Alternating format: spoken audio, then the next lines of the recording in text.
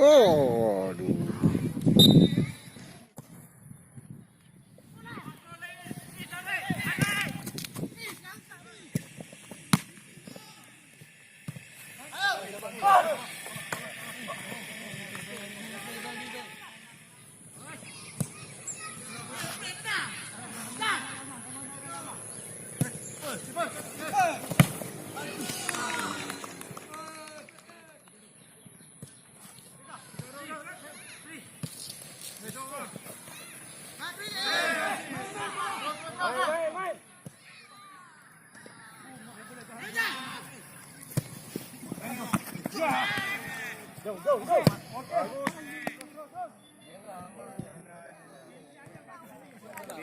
Persahabatan yang dilaksanakan merupakan tali silaturahmi yang selalu dilaksanakan setiap 2 minggu sekali, ya.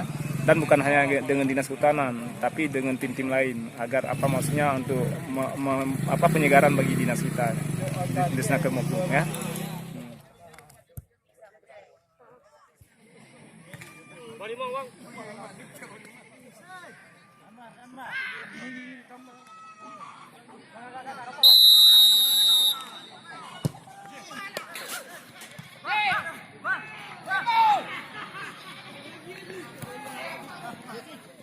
Kakak jaga biar melawa ke lapangan. Ukah jaga roh biar melawa.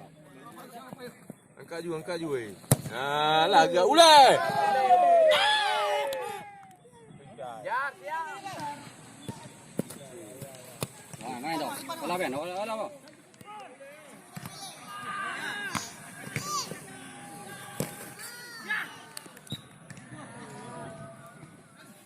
Bang. Kipas.